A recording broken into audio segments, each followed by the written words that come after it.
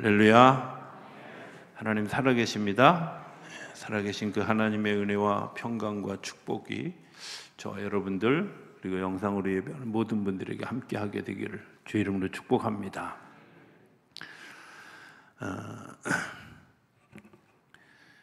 우리가 이 사순절을 지나면서 4차 산업시대의 주기도문은 어떻게 할 수 있을까 하는 것들에 대한 이야기를 지금 하고 있고요.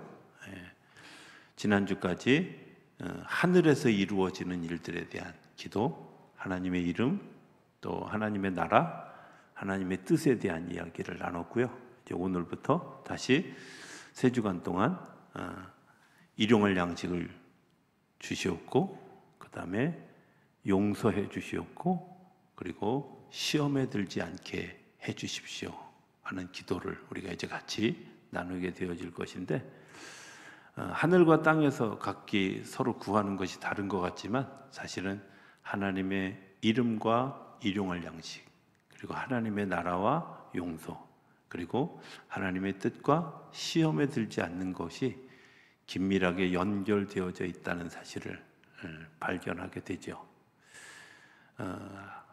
땅에서 살아가는 사람들은 하늘하고 땅하고 별로 관계없다고 생각이 되어지지만, 하늘의 관점에서 보면 땅이 부속물이 아니라 같이 걸어가야 될 파트너라는 사실을 알게 됩니다. 우리가 제한된 시선을 가지고 살아가다 보면 이 제한된 시선 때문에 정말 중요한 걸 놓치게 되는 그런 경우가 많이 있다는 것을 발견하게 됩니다. 제가 이제 오늘 여러분에게 한 사람을 좀 소개하기로 원하는데, 여러분들이 다 여자분들이라고 생각하고 제가 좋은 신랑감 한 분을 좀 소개하려고 그래요. 근데 그 신랑감이 정말 마음에 들면 손을 드시면 돼요. 제가 이따가 손들을 기회를 드릴 거예요. 자, 이분은 어떻게 생겼냐면 성경이 표현하기를 이렇게 표현했어요. 그는 연한 순 같고 마른 땅에서 나온 뿌리 같아서 고운 모양도 없고 풍채도 없은즉 우리가 보기에 흠모할 만한 아름다운 것이 하나도 없도다. 그러니까 쉽게 얘기하면 외모는 빵점이다. 빼짝 마르고 그리고 이제 힘도 없어 보이고, 그리고 생긴 것도 잘생기지 않았고, 뭐 이런 분이에요. 또 이분의 고향은 산골짜기입니다. 그리고 가난한 집이고요. 목수의 아들이고요. 그리고 이분은 학벌도 그렇게 대단하지 않습니다. 지식도 많은지는 잘 모르겠어요. 이분의 특징은 뭐냐면 엉뚱한 짓을 굉장히 잘 하신다는 거죠. 그래서 때로는 사람들로부터 박수를 받기도 하지만 때로는 사람들로부터 질책을 받기도 하죠. 이분의 또 다른 특징 하나는 나돌아다니기를 굉장히 좋아한다는 거죠. 한시도 집에 붙어 있지 않는 그런 분입니다. 자, 여기까지만 소개하겠습니다. 자, 이분하고 결혼하기를 원하시는 분들 손들. 누군지 다 알면서 선뜻 손은 안 들어줘, 그죠? 자, 예수님 얘기죠. 예수님 얘기인데, 이런 관점에서 생각해 보면 지금 우리 시대에 예수님 같은 신랑을 정말 내 신랑으로 받아들일 만한 사람이 있을까? 이런 생각이 들잖아요. 왜 그럴까요? 예수님이 어떤 일을 행하셨고 어떤 분이라는 사실을 우리가 너무나 잘 알기 때문에 그분을 신뢰하고 그분을 따라가기로 결정하고 우리가 예수 믿는 삶을 살아가는데도 정작 단편적으로 딱 띄워놓고 예수님의 모습을 생각해 보면 우리가 그렇게 썩 마음에 내켜지지 않는 그런 모습을 발견하게 된다는 거예요. 인생을 평가하는 데 있어서, 그리고 어떤 것들을 결정하는 데 있어서 단편적인 결정을 하는 게 더 좋으냐, 아니면 종합적으로 볼 수 있는 눈이 열려져야 되느냐 하는 것을 우리가 한번 좀 생각해 보아야 된다는 거예요. 예수님의 전 생애를 이렇게 다 보고 그분의 삶을 돌이켜보면 이래서 그랬구나, 또 이런 것들 때문에 이런 열매를 맺게 됐구나, 이렇게 생각되어지고 예수님을 이해할 수 있지만, 예수님의 제가 이렇게 조각처럼 이렇게 띄워놓은 예수님의 모습을 이렇게 보면 아무데도 별로 그렇게 구미가 땡기지 않는 그런 사람이라는 거예요. 우리가 어떤 시선으로 세상을 볼 수 있느냐, 내가 땅만 바라보고 있는 시선으로 살아가느냐, 아니면 하늘로부터 임하는 또 다른 일들을 우리가 바라보고 기대하고 살아가느냐에 따라서 삶의 형태도 달라지고 열매도 굉장히 달라진다는 거죠. 이 땅에서 되어지는 일들만 생각해 보면 오늘 우리가 잘 사는 사람보다는 이곳에 모여 있는 사람들이 오히려 땅의 관점에서 보면 어리석게 느껴질 수도 있고 또 좀 바보스럽게 느껴질 수도 있어요. 그런데 하늘과 땅이 연결되어진 관점에서 보면 우리는 더없이 행복한 삶을 살아가고 있다고 저는 믿습니다. 고린도전서 1장 18절에 보면 십자가는 믿지 않는 사람들에게는 참 어리석은 일인 반면에 믿음을 가진 사람들에게는 하나님의 능력을 힘입는 것이다, 이렇게 얘기했어요. 십자가는 이스라엘 백성들 그리고 유대를 살아갔던 사람들의 모두의 기억 속에 어떻게 기억되냐면 정말 죽어야 될 사람이 매달려 죽는 형틀이었어요. 그런데 믿음을 가지고 그 십자가를 바라보는 사람들은 형틀로 바라보는 게 아니라 나를 구원해 주신 구원의 상징물이 되어졌다. 나는 어떤 시선으로 지금 성경을 보고 있고, 어떤 시선으로 내가 하나님을 바라보고 있고, 어떤 시선으로 내가 믿음 생활을 하고 있는지 이런 걸 질문해 봐야 된다고 생각이 되어져요. 신앙생활은 어떤 단편적인 사건이 아니라 전체를 동합해서 볼 수 있는 그런 시선이 열려져 가는, 그러나 시작은 아주 작은 것에서부터 시작하게 되어진다는 거예요. 요한복음 6장에 보면 이렇게 이야기합니다. 하나님의 떡은 하늘에서 내려 생명을 주는 것이다. 예. 사람이 살아가는 데 있어서 꼭 필요한 두 가지가 있죠. 물과 떡입니다. 그죠? 물과 떡을 먹지 않고 1년 살아갈 수 있는 사람은 아무도 없습니다. 어떤 사람은 사람에 따라 좀 다르겠지만 어떤 사람은 열흘만 지나도 살아갈 수 없는 사람들도 있습니다.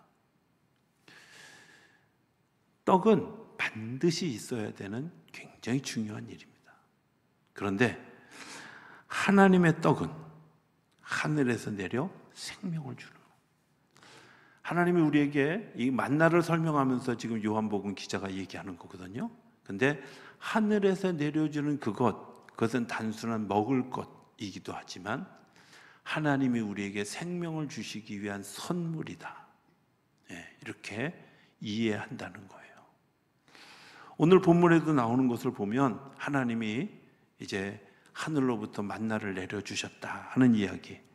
이 시편 78편은 이스라엘 백성들이 광야를 어떻게 지나갔고 어떻게 가나안 땅에 이르러 가게 되었는지를 이야기해 주는 책이에요. 그러면서 그때 우리가 겪었던 것들을 사실적으로 보도하는 이야기가 나오는데 오늘 24절에 보면 이렇게 얘기하죠. 그들에게 만나를 비같이 내려 먹이시며 하늘 양식을 그들에게 주셨나니.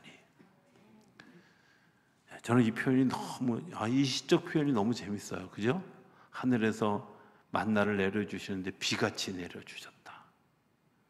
여러분들 200만 명이 먹을 만나를 하늘로부터 내려질 때 느낌이 어땠을 것 같아요? 상상이 안 가시죠? 그죠?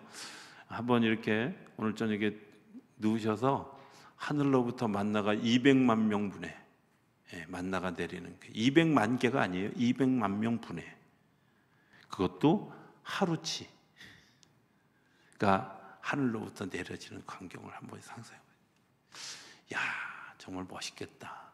장관이겠다. 이런 생각이 들죠.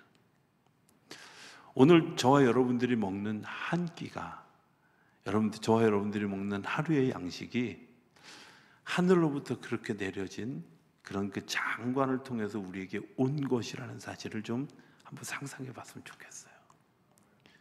그냥 내가 수고하고 애써서 당연히 오는 밥상이 아니라, 당연히 오는 한 끼의 식사가 아니라, 정말 하나님이 나를 위해서 정성스럽게 준비해 주시고, 그리고 그 정성스러운 것들이 정말 큰 장관을 이루고 내려와서 우리가 경험하는 그런 일들. 자, 여기서 끝나는 게 아니라 25절에 보면 26절, 그가 동풍을 하늘에서 일게 하시며 그의 권능으로 남풍을 인도하시고 먼지처럼 많은 고기를 비같이 내리시고 나는 새를 바다의 모래같이 내리셨도다. 실감이 나세요? 예. 고기가 내리는데 먼지처럼 내렸다는 거. 예. 바다의 모래같이 새들이 떨어졌다는 거. 아직도 실감이 잘, 이렇게 표정들이. 예. 이런 걸 좀 표현을 좀 잘할 수 있는 그런 언어 기술을 가졌으면 좋겠다, 이런 생각이 들어요. 너무 놀랍잖아요. 정말 제가 이렇게 상상하고 그림으로 느껴지는 것들을 말로 표현하지 못해서 그렇지 너무 귀하니, 그게 하나님이 나를 위한 일이다. 예. 믿음을 가지고 살아가는 우리를 위한 일이라는 거예요. 하나님이 이런 일들을 매일 행하신다는 거, 어쩌다 한번 행하시는 게 아니라 매일 행해 주신다는 거예요. 매일. 이스라엘 백성들이 광야를 살아가면서, 광야에서 살아가면서 이 아침에 눈을 일찍 떠가지고 새벽에 눈을 떠서 하늘로부터 내리는 이 만나와 하늘로부터 내리는 메추라기와 이 고기들을 바라보면서, 이야, 너무 멋있다, 야, 너무 대단하다, 너무 행복하다, 막 그런 광경을 매일 아침 보는 그 사람들이 얼마나 행복했을까. 정말 우리가 말하지 않아도 하나님이 살아계심을 느끼지 않았겠어요? 하나님이 이 많은 것들을 정말 그 광야에 쏟아놓으시는 그런 일들을 이렇게 보면서 이들이 얼마나 행복했을까. 그런데 그게 그 시대만 그런 게 아니라 오늘 살아가는 우리 시대에도 하나님이 눈에 보이지 않지만 그렇게 행하신다는 사실을 여러분들이 기억하실 수 있게 되길 바랍니다. 저는 신비 중에 신비가 뭐라고 생각하냐면, 제가 아무것도 안 가져왔는데 60세를 지나도록 한 끼도 쌀이 없어서, 먹을 게 없어서 굶어 본 적이 없다는 거야. 자랑하는 게 아니라 감사하는 거예요. 예, 그죠? 예. 하나님이 우리에게 먹을 것, 입을 것, 살아갈 환경을 하나님이 우리에게 허락해 주셔요. 며칠 어려움을 겪는 경우도 있어요. 그러나 그것 때문에 내가 죽음에 이르는 적은 없었어요. 하나님이 우리에게 베풀어 주시는 은혜의 선물이 있다는 거예요. 일용할 양식을 주시옵고라는 기도에는 두 가지 기도가 하나 같이 있는데요. 하나는 매일매일 나와 함께 하시는 그 하나님의 장관을 보는 기쁨을 내가 누리게 해 주십시오 하는 거예요. 이건 쌓아놓고 뭐 보관하고 이런 게 아니라, 하나님이 매일매일 내게 아침에 허락해 주시는 이 놀라운 은혜를 내가 경험하고, 하나님이 나와 함께 계시고, 하나님이 나와 동행하시고, 나를 인도해 주시고, 나를 축복해 주시고, 이런 것들을 내가 매일매일 경험하는 이 기쁨을 잃어버리지 않게 해주십시오. 이게 첫 번째 기도의 내용이죠. 매일매일 우리에게 주시는, 보장해 주시는 거예요. 예수님이 가르쳐 주신 기도잖아요. 내가 일용할 양식을 달라고 하면 내가 매일 끊이지 않고 내가 너에게 허락해 주겠다. 어떤 방법을 동원해서든. 그죠? 자, 두 번째는 뭐냐면, 한편으로 생각해 보면 그 매일매일의 양식을 우리가 받았을 때 어떤 사람들은, 출애굽기 민수기의 보도에 의하면 그 메추라기를, 야, 내일 아침에 나가기 싫어, 장관도 매일 보니까 지겨워, 이런 생각이 들어서 잘 감추어뒀다 내일 또 먹어야지, 그리고 내일 아침에 늦잠 자야지. 근데 중요한 건 아침에 보니까 그 만나가 썩었어요. 썩었어요. 머물러 서 있는 것들은 썩더라고요. 움직이지 않는 것들은 썩더라고요. 그 물건만 썩는 게 아니라 사실은 우리들의 삶도 썩어진다는 거예요. 성경은 굉장히 솔직하잖아요. 그죠? 너무 솔직해서 도대체 저런 얘기까지 뭐라 성경에 써야 돼? 이런 얘기까지 사실은 성경에 쓰는데 그렇게 솔직한 성경이 이스라엘 백성들이 광야를 40년 지나는 동안에 그 안에서 살인한 이야기, 간음한 이야기, 또 도둑질한 이야기, 이웃을 속인 이야기 이런 것들이 없어요. 왜 없을까요? 그들은 매일매일 내리는 양식을 먹는 것 때문에 마음이, 생각이 썩지 않은 거야. 더 욕심을 부릴 필요도 없고요. 더 많이 가지려고 애를 쓸 필요도 없고요. 왜? 어차피 내일 아침에 하나님께서 주실 건데, 어차피 내일이 되면 또 하나님께서 주실 건데, 이런 것 때문에 민수기와 출애굽기서의 보도에 보면 그런 일들이 일어난 적이 없어요. 하나님의 권위, 지도자 때문에 그들이 반란을 일으켰다가 우상 숭배하려다가 편하게 살려다가 그래서 재앙을 겪은 적은 있지만 계명을 어긴 사람들은 없었다는 거야. 도둑질하지 말아라, 살인하지 말아라, 간음하지 말아라, 내 이웃의 것을 도둑질하지 말아라, 탐내지 말아라 이런 얘기들, 그런 것을 범한 일은 없었다는 거예요. 왜? 썩지 않았기 때문에. 사람의 생각이 썩지 않았기 때문에. 그런데 이 일용할 양식을 먹어 버릇하는 사람들이 가지고 있는 또 다른 한 걸음 더 나아간 그런 믿음의 진보가 있어요. 그게 뭐냐면 안식일을 지키는 거예요. 하나님이 6일 동안 나한테 계속해서 만나를 공급해 주셔서 내가 잘 먹었어. 그런데 오늘은 이틀치 거둬들여라 그랬는데 내가 귀찮게 무겁게 그걸 뭐 이틀치 뭘 해, 내일 아침에 또 올 건데. 근데 그 다음 날은 자연스럽게 금식한 거죠. 그죠? 왜? 먹을 게 없으니까. 이제 이것들을 경험해 보니까 이분들이 뭘 알았어요? 하나님이 6일 동안 일한 걸로 7일 동안 먹게 하시는구나. 6일 동안 내가 수고한 걸로 7일을 먹게 하시는구나. 하루는 나한테 온전히 쉼을 주시는 날이구나 하는 것을 알게 됐어요. 이게 믿음이 자란 거잖아. 오늘 새벽에 우리 나다나엘 부르는 얘기 했잖아요.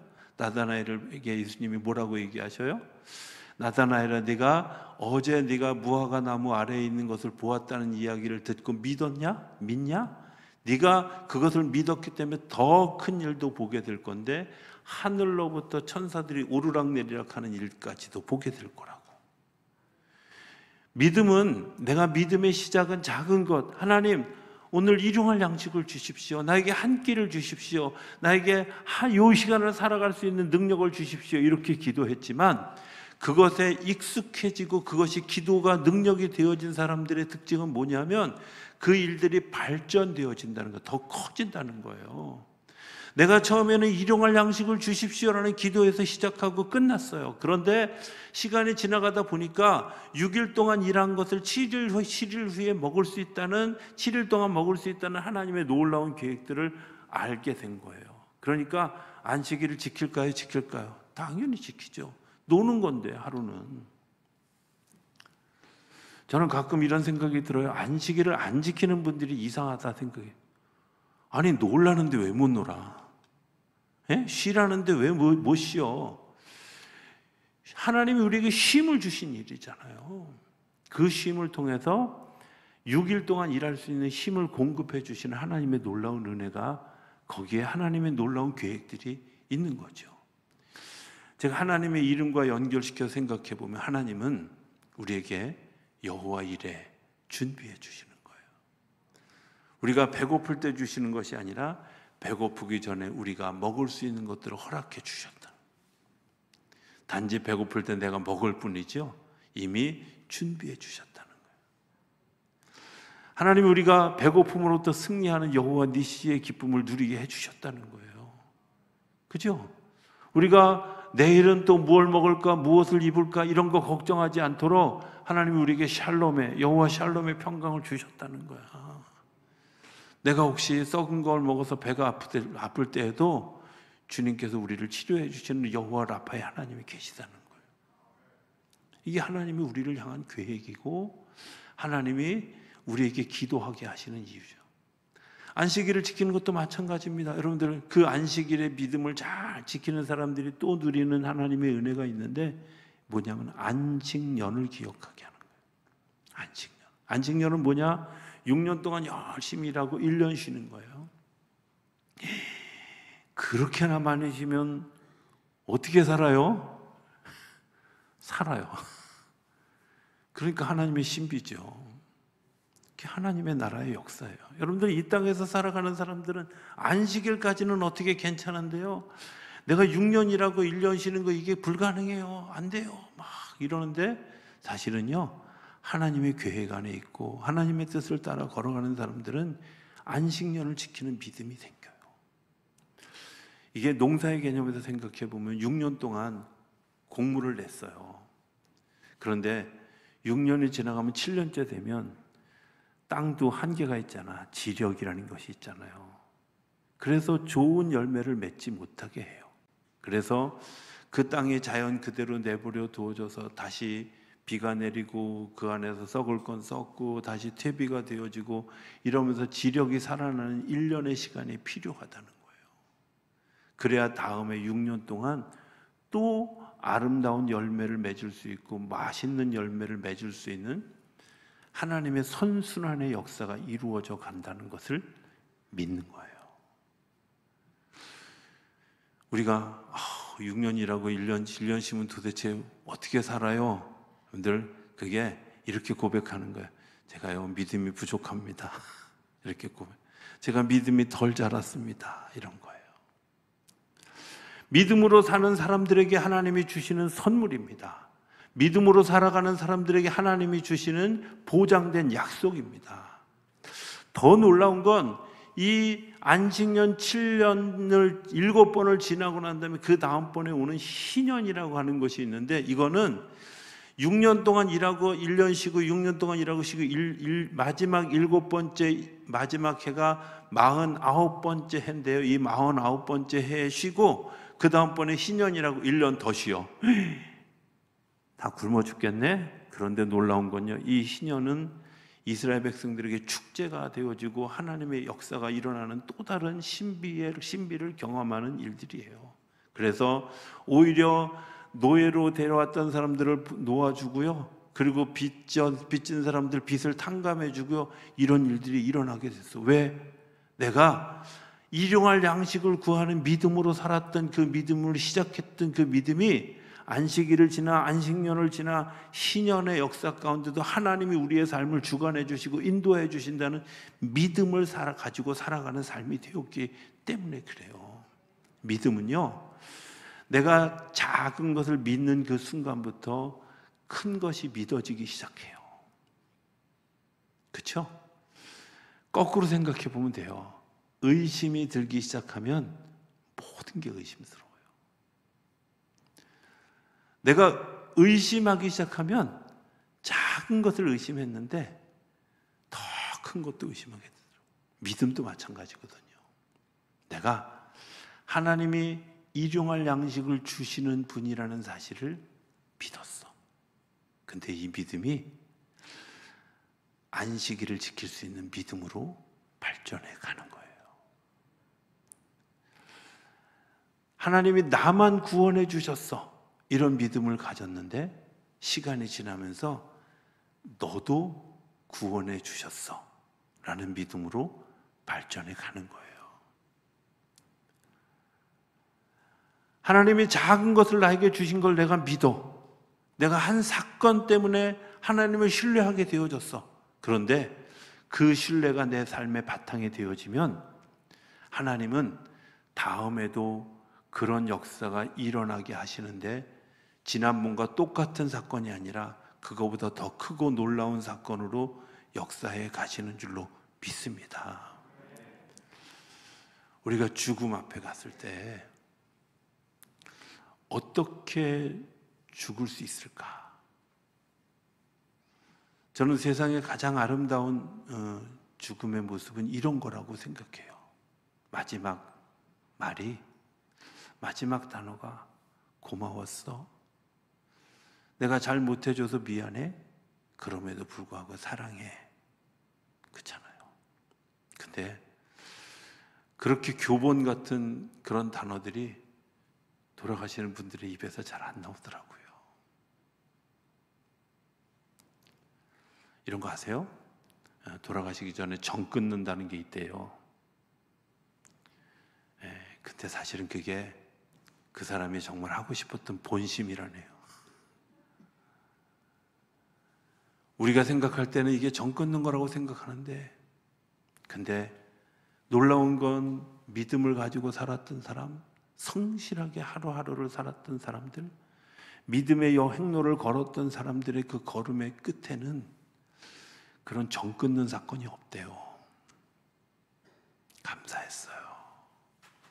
내가 잘못해줘서 미안해요. 여전히 내가 사랑해요. 이렇게 이야기하게 된다는 거예요. 저는 믿음을 가지고 살아갔던 사람들, 아까 제가 처음에 얘기했던 예수라고 하는 그분, 신랑감으로는 훌륭하지 않잖아요. 그죠? 저는 아무리 봐도 그분하고 결혼하라 그러면 다시 생각해 봐야 될 것 같아. 그런데 그분의 그 마지막에 행한 일들을 잘 생각해 보면, 그 마지막에 행했던 일들이 정말 얼마나 아름다운 일들인지. 세상의 죄를 지고 가기 위해서 나귀를 타고 예루살렘의 성에 입성하고요. 그리고 자기를 은 30냥, 내가 그거밖에 안 돼. 자존심 상해. 이렇게 생각할 수도 있는 그 가룟 유다의 발을 씻어주는 예수님. 이게 너에게 주는 내가 몸이다, 내 피다 라고 얘기하면서 포도주와 빵을 떼어주는 예수님. 뿐만 아니라 채 24시간도 지나지 않은 12시간밖에 안 되는 그 어두운 밤의 시간에 자기가 수제자임에도 불구하고 예수님을 3번이나 부인할 것을 뻔히 아는 예수님께서 그를 그럼에도 불구하고 품에 안아주시고 발 씻어주시고 나누어 주시는 예수님의 모습.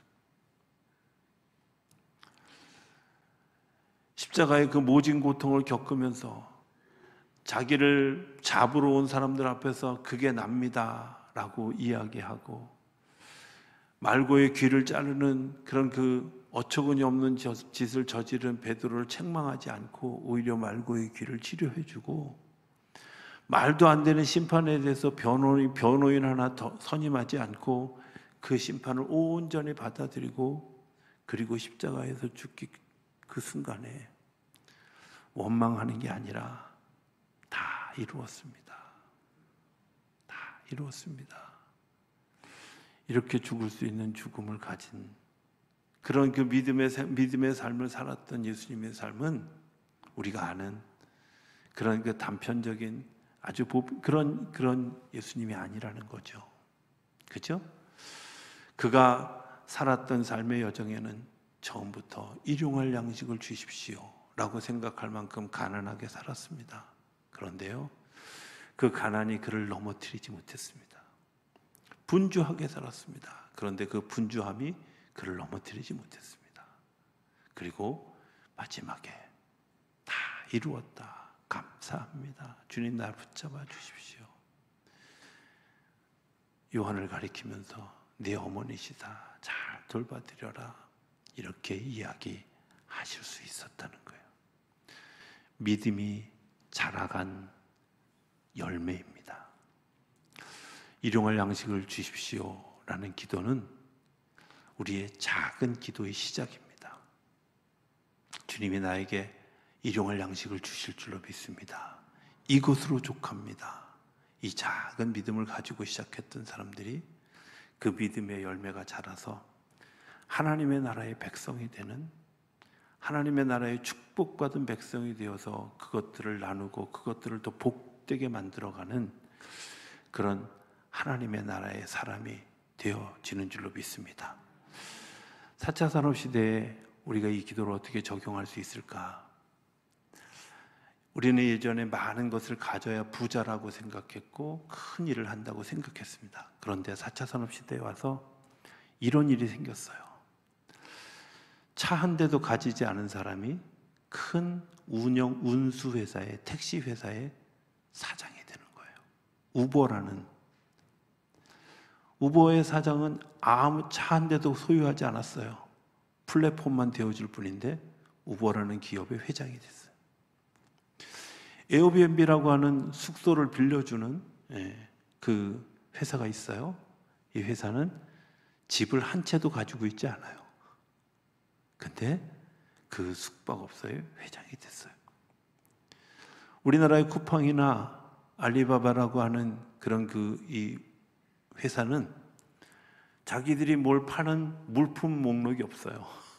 근데 수많은 사람들이 그것을 배달하고, 심지어 알리바바 같은 경우는 드론을 띄워서 배달하는 그런 일이 하루에도 수만 건씩 일어나는 일들이 활발하게 일어나요. 무엇을 가져야 내가 행복한 게 아니라 사실은 하나님께서 나에게 주신 지혜와 지식과 그리고 하나님께서 나에게 주신 그것들을 통해서 하나님이 허락하시는 것들을 매일매일 경험하는 거죠. 가져서가 아니라 하나님께서 내게 주신 선물을 통해서 삶을 살아갈 때 하나님께서 우리에게 일용할 양식을 허락하시는 것뿐만 아니라 그 위에 더하시는 하나님의 복을, 그리고 나누고 베풀어도 남음이 있고 이 세상을 온전하게 조화를 이루며 살아갈 수 있는 은혜의 능력을 더해 주시는 역사가 일어나는 줄로 믿습니다. 저와 여러분들에게 오늘 이런 기도의 제목이 다시 시작되어지는 사순절의 5번째 주일이 되었으면 좋겠습니다. 일용할 양식을 주옵소서. 이 기도가 우리의 삶을 더 복되게 만들어가는 하나님의 복된 통로의 역할을 하고 그 복을 누리는 거룩한 씨앗이 되어줄 수 있게 되기를 주의 이름으로 축복합니다.